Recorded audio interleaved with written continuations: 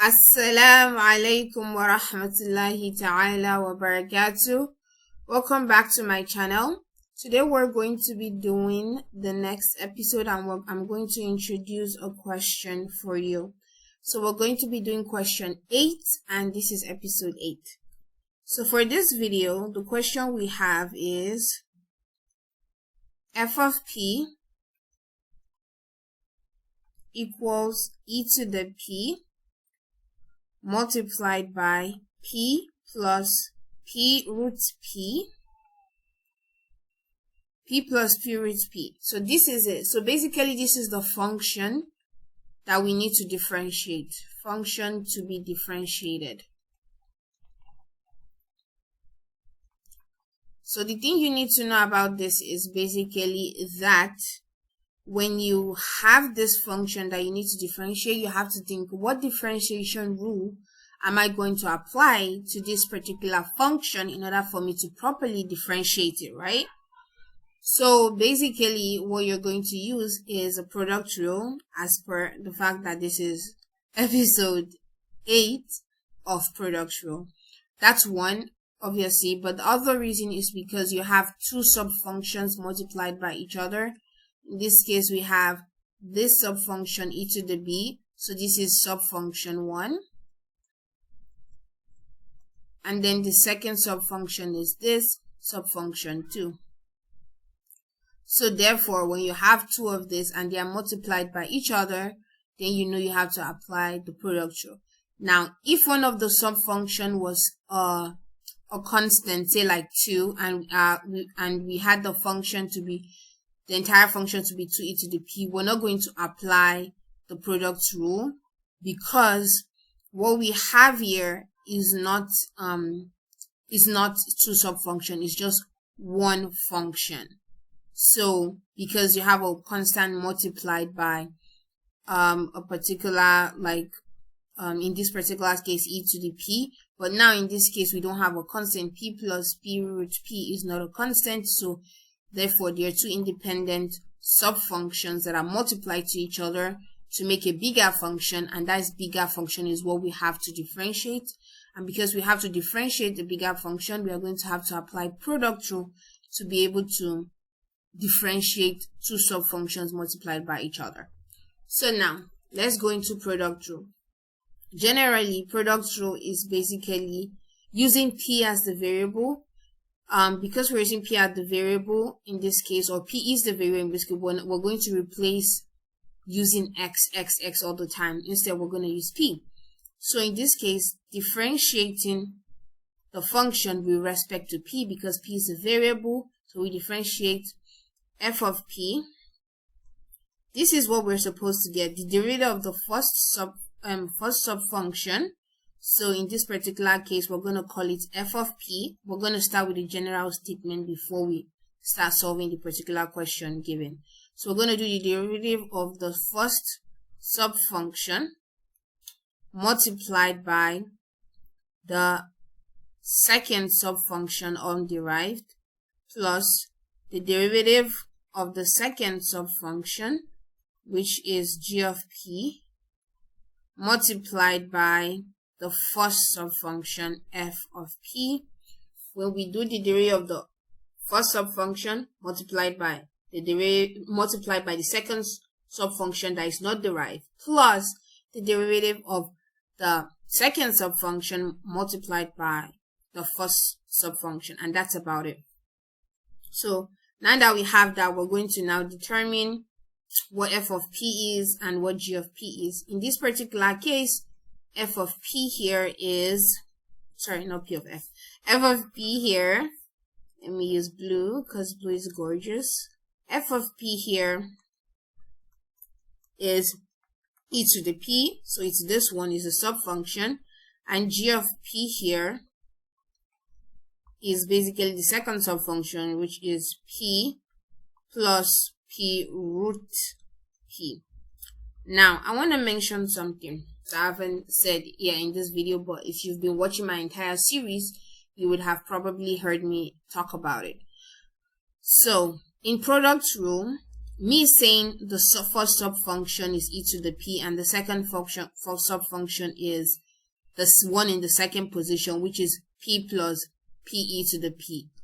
Me telling you that is not necessarily the fact that that does not mean that if you decide to say let me write in black, this here, right, this e to the p multiplied by p plus p root p is the same thing as p plus p root p, like this, multiplied by e to the p. You can do both positions. So f of p and g of p are interchangeable, but just for consistency's sake, just make sure that the sub function that you can see according to the question is going to be what you make the sub function 1, and the second sub function that you can see according to the question is what you keep as a sub function 2.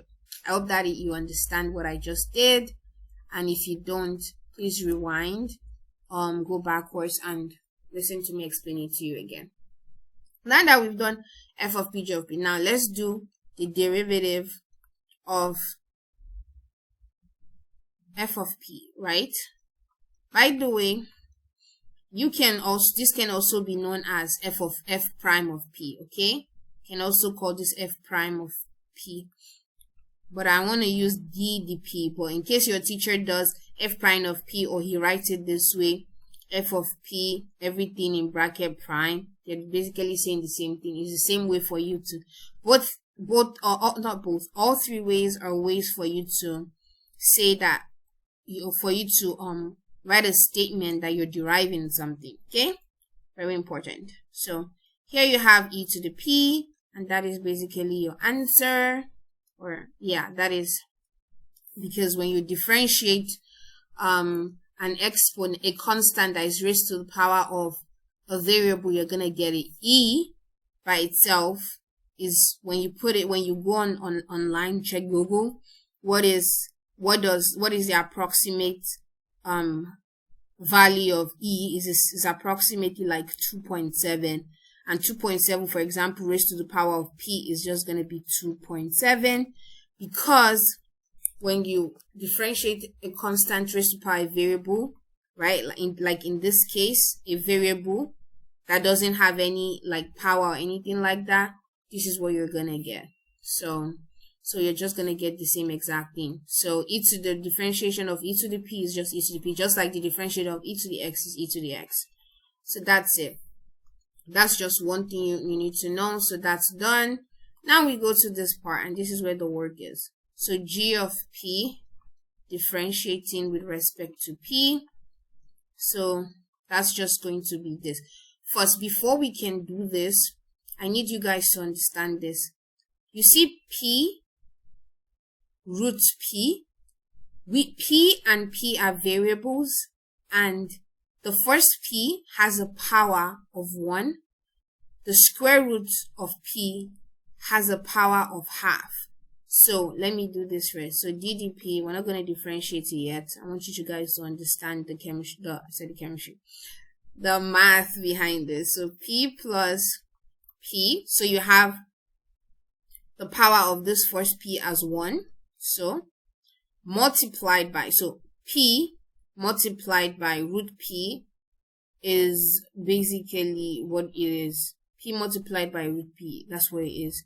So that then p multiplied by, square root of p is the same thing as p multiplied by p raised to the power of half.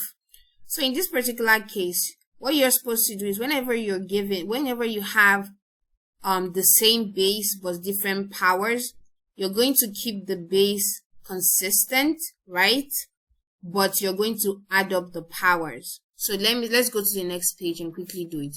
So say I give you x squared and multiplied by x cubed. It's the same thing as saying x, so you keep the bases consistent and then you add up the you're gonna add up the power, so it will end up being 2 plus 3, so you end up with x raised to the power of 5. So if you have, say, x raised to the power of half multiplied by x raised to the power of half, which is the same thing as saying the square root of x multiplied by the square root of x. If you've been doing math consistently, you're gonna know square root of x multiplied by square root of x. What is that? That's just basically x. Here is the same thing as putting x here and doing half plus half, and half plus half is always gonna give you a whole, and whole is always 1, so which is just x. That's how you get it, like what you see over here. So you guys should take a moment to write all of this down. I'm gonna give like 5 seconds, and when you do that, I'm gonna clear the page so I can keep explaining what I was doing in the previous page. So have 5 seconds.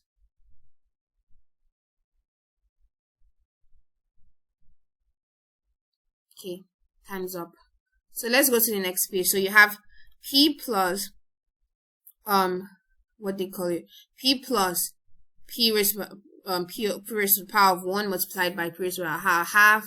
So that's the same thing as just saying half plus 1 is the same thing as 1.5. 1.5 in decimal is 3/2. So you end up with ddp. So we're gonna differentiate p plus p raised to the power of 3/2. Let's go to the next page for those people who might not know. So p raised to the power 1 plus p raised to the power of half. We're going to do p here, and then be 1 plus half is the same thing as p raised to the power. We're going to get the common denominator. The common denominator in this particular case, 1 can also represent 1/1. So if you want a common denominator between 1 and 2, the best thing we can do is to multiply the denominator that has 1 by 2. And we multiplied, we also have to multiply the numerator by 2, so it becomes 2/2.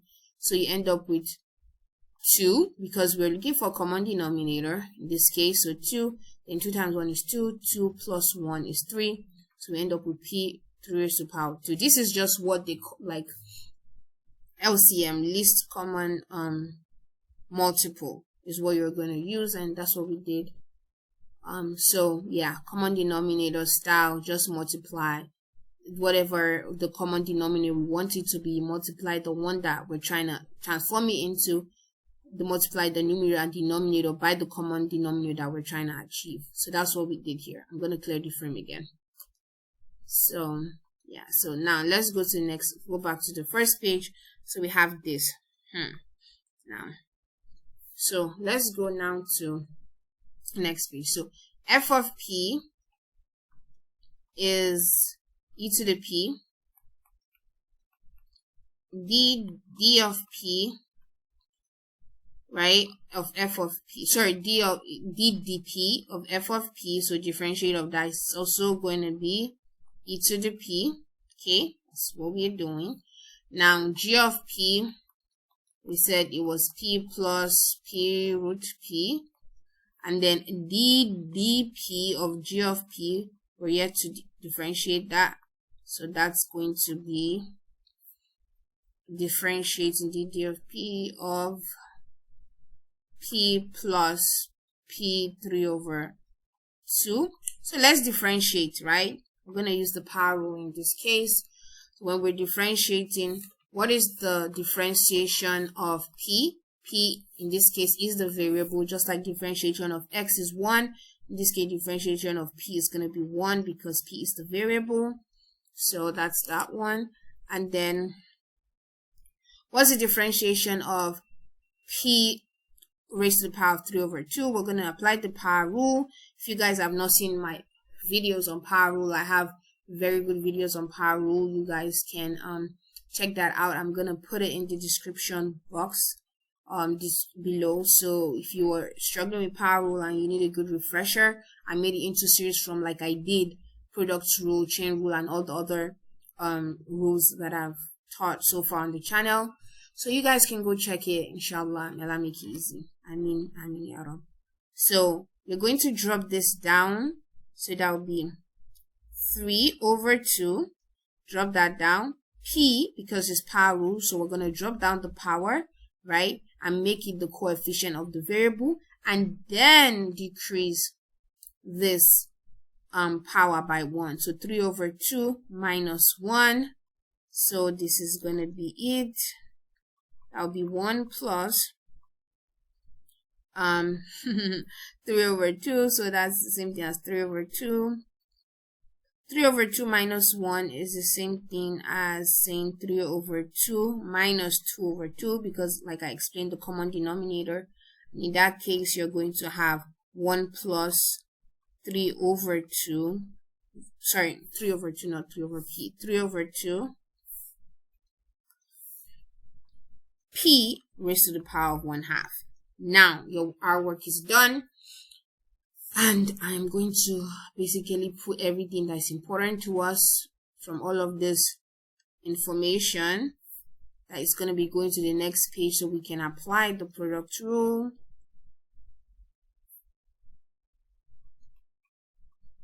G of P.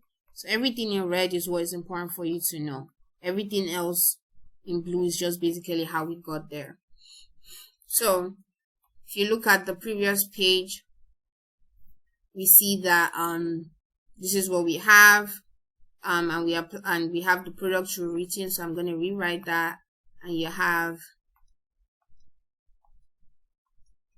d of dp of f of p. I don't know why I just did that. F of p, right, equals d of dp of f of p multiplied by g of p plus d of dp of g of p multiplied by f of p. So now that we have that, we can start substituting. So now we have d of dp f of p. So in this case we have this, we're gonna substitute there. So we have that here. I'm gonna turn it into blue now. So that will be e of p, right? That's this first one.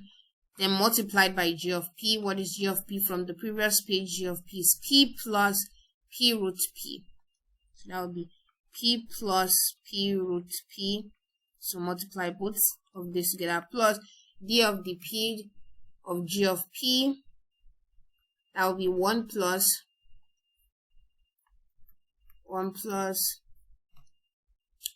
3 over 2 square root of p, okay, multiplied by f of p. What's f of p again? F of p is this, e to the p. So, to the p. So this is basically what it is. And if we want to bring out all of the e of p's out, right, so that we can factor e of p out and just make our work neater, you don't have to do this. You can multiply through and keep your answer that way. So for example, you can make your answer e of p e of p if you decide to multiply through, right?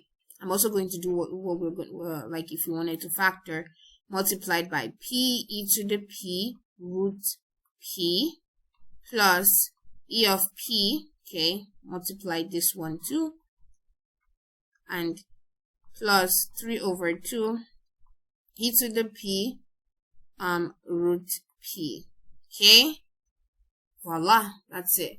So you or that's one way of doing it, or factor out e of p. So in this case, I like to factor my work out, so I'm going to end up with e of p, factor that out. When I factor it out, I'm going to use yellow to explain what I'm doing. If I factor this e of p out here and e of p out here, you end up with p plus p root p plus 1 plus 3 over 2 root p. Okay, so this is it. This is basically the answer, and yeah, that is what is going on here. You can make it look like this, or you can just do e of p plus, you can also multiply this 2 and just call it p 3 raised to the power of 2. Okay, you can do that, plus 1 plus 3 over 2 p raised to the power of 1/2. You can do both. So all three of these answers are correct. So this is basically how you solve this problem. Whatever I use the green check mark to show you, this is one answer. You can have that answer, you can have this answer, you can have all three of those answers are basically equal. They are just different based on how you either factor stuff out or how you arrange things to look. Personal favorite is the second one because I like my work to be neat in this way, and yeah, I just prefer that one. So you guys can put in the comment section which one is your the best way you think, or which is the best way you would like to make your work. If you like this video, make sure you give it a thumbs up. If you struggle with power rule, please go to the description below and start looking at some of the things I understand. The way I teach power rule is very different. I teach it in such a way that I know that because students might struggle with it, I like to take my time to break it down in such a way that you're going to be able to know what you're doing. You're not going to be confused, and you're not going to be stressed out when you're working. So I want you to watch the video on power. If you're struggling, if you know anyone struggling, share the video with them. I hope this video, episode 8, has been helpful. Stay tuned. There's going to be 3 more videos on this episode that I'm going to make. So far, if I decide to make it more, I will tell you guys via Instagram, or if you guys follow me on LinkedIn, you're going to know that as well. So may Allah subhanahu wa ta'ala make it easy. I wish you guys all the very best. I wish you all the best. If you like this video, subscribe. And if you like this video, love that like button. And also, if you have suggestions, you can either email me or you can put it in the comment section. So yeah, if that's what you want, follow me on Instagram at Muslima_tutoress, Muslima_tutoress, where I post quizzes. And if you want to get to know me better outside of this, follow me on LinkedIn. I post on LinkedIn as well, which the goal is to basically help students. So my name on LinkedIn is just habibah.t.dawodu. So do that and you'll find me there, and make sure you keep in touch. If you have any questions, I check the comments frequently, and make sure you email me as well. At every other contact information is basically in the description box. So take care of yourself, and I wish you all the very best. Assalamu alaikum wa rahmatullahi wa barakatuh. Peace and blessings of God and God's mercy on you. Bye.